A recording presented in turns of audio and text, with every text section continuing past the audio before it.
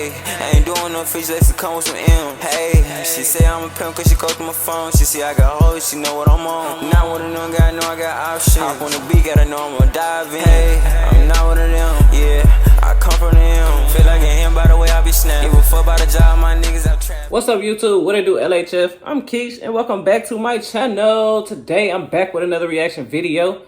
And now, it's from Stephen A. Smith. And he's sitting down with an attorney, and they talking about Diddy case. Like, I want to hear it. Now, we always get a perspective of everybody's viewpoint when it comes to this whole celebrity shit, this whole Diddy case. Like, it's always somebody that got something to say about this motherfucker. So, let's go ahead and see what the fuck she got to say. Coming from an attorney herself. Her name is Ebony K. Williams. So, before we get into this video, y'all already know, like, comment, subscribe, turn your post notifications on so you know every time that I'm posting. Not one time, two times, spin the block, and then spin the block again, and every time that I'm posting. Now, let's go ahead and check out this video. This might be a good one. My next guest is an attorney, a former Real Housewife of New York, and the host of the podcast Holding Court with Ebony K. Williams on the iHeart Network, which, by the way, is fresh off an NAACP Image Award win. Let's get that out the way first, okay? The podcast features on news, or is featured on newsmaking cases and famous faces. Please welcome the lovely Ebony K. Williams. How you doing, girl? Long time no see. Stephen A. Smith, it's been a minute. Congratulations, brother. You look amazing. Thank you so much. Yes, I appreciate yes. it. So do you. Thank so do you. you. Let's get right into it because we got a lot of stuff to get into. Yes. We got a lot Yes. of Come on, get into the especially scene. as it entails you directly in a good way. But before we even get into that, I got to ask you right now. Yeah. You know about this case. We've talked about this case against Sean P. Diddy Combs, obviously being accused of sexual assault, sexual trafficking, engaging in other criminal activity.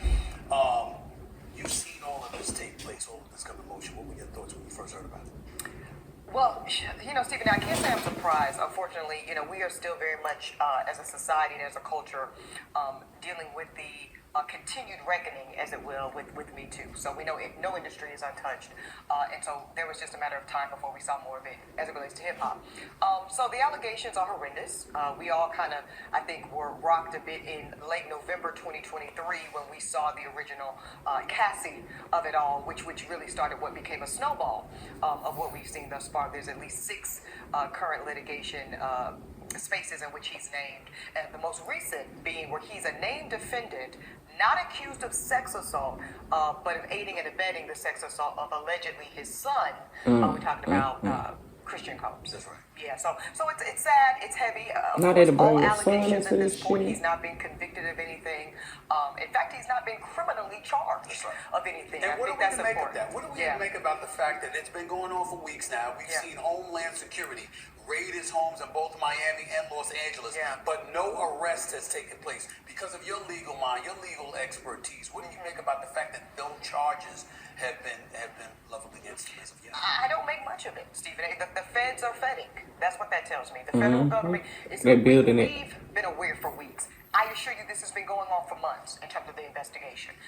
Months of collecting evidence, getting witnesses to collaborate particular stories and testimonies. What we're seeing now are kind of probably the final stages of what this investigation looks like. We know the recent, you're talking about the home, and I want to get back to the Homeland Security piece, not the FBI. That's right. All federal agencies, but they're a little different. I want to spend some time there in a second, put a pin in it. But the fact that they specifically, Stephen A. recently collected cell phones, other electronic devices, that's kind of the end of the road, as we say. Those are going to be the final pieces that they're looking to corroborate, probably some put pieces together with what people been I would saying. imagine a long list of potential witnesses. Let's go there for a second. When we talk about Homeland Security, Yeah. the difference between local PD, FBI, Homeland Security. What are we to make of the fact that Homeland Security is the one that raided these homes as opposed to the FBI or local police?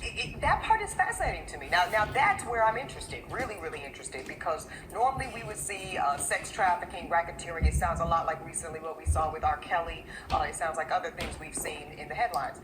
The fact that it's not the FBI and it's Homeland Security. Homeland Security, Stephen A., is a relatively new federal division.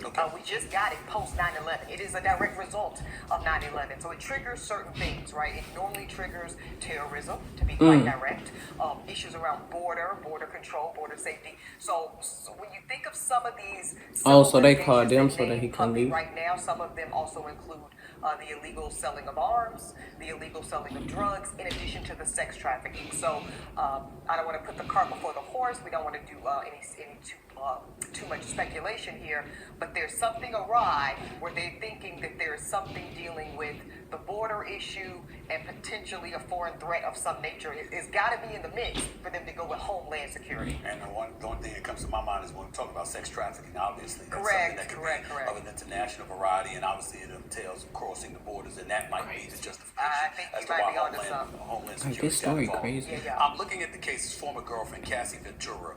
She brought against him. It was settled a day after it was filed. Is that what set all of this in motion? You guys finish? It did. I can't help it. When you read it, I think of what my grandmother would have said: a day late and a dollar short. One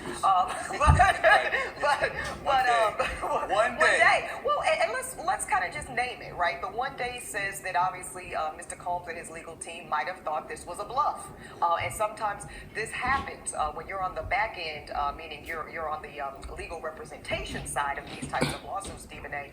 Know that before somebody walks that lawsuit and gets it filed in the clerk of court, there have been numerous what we call pre-litigation conversations.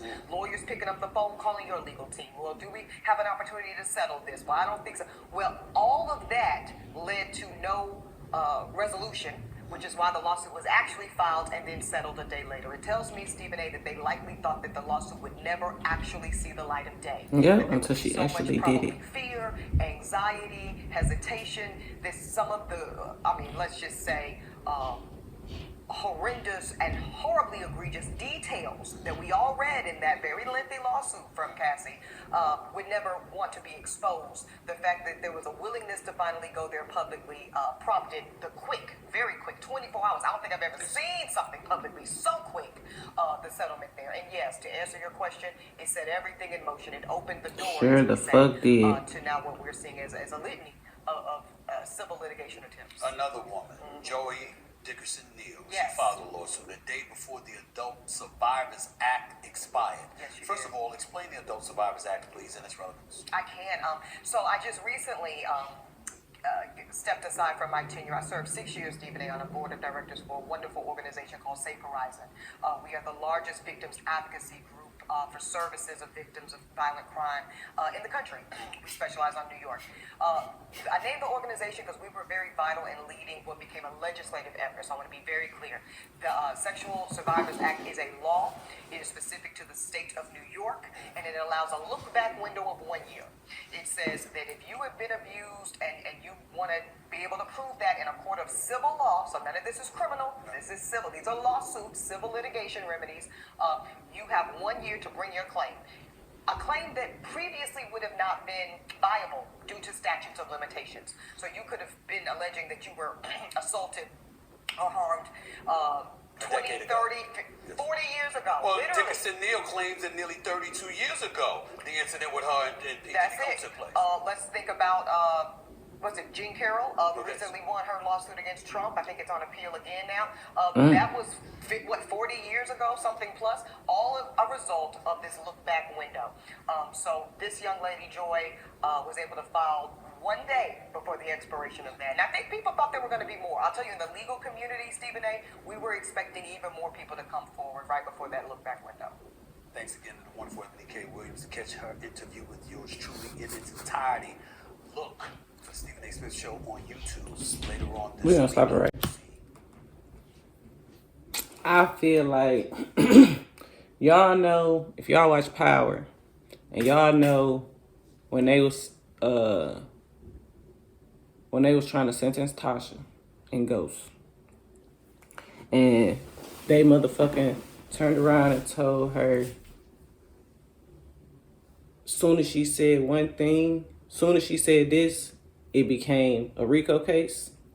Soon as Diddy gave that money to Cassie, it then became, oh, we could make this a real case type shit. At first, it was just like, all right, she said she thought it was some bluff. You ain't gonna do this, you ain't gonna, like, I hear what you're saying, Man, she ain't gonna do that. She ain't gonna do that. Like, but when she finally did it, that's what changed the motherfucking game. Her just speaking of that one time changed everything. And when they went in that house to go get them electronics and shit, they just need the evidence to go with whatever information somebody then gave them. Somebody probably told them exactly where that shit was at, how to go get it, shit, who gonna be there, like what to look for, how, like where this one could be at, where he got this stash at, this stash at, this stash at, in this house, and this. Like, they knew it. I feel like all that shit, everything is pre-planned before it happens. These motherfuckers been watching, waiting, collecting evidence, collecting statements, making sure they got witnesses on this man and everything. Like, R. Kelly and Bill Cosby were just little pawns. But it seems like the more money you keep making, the more money you make. That's the stage it's going. This nigga had money. Then this nigga had a little money. Now this nigga got a little more money. Who got more money than Diddy? They gonna come for their ass next if they don't do right. That shit's so crazy to think that. But y'all let me know what y'all think about this video in the comments, man. And it's crazy that they done included his son into this shit. Like, damn. Damn. Y'all gonna take him and his son down. That's crazy. And it's so fucked up because you know how many people Diddy done work with? You know how many people Diddy done work with? That's crazy. That's crazy. But I'll see you on the next video, alright? Peace.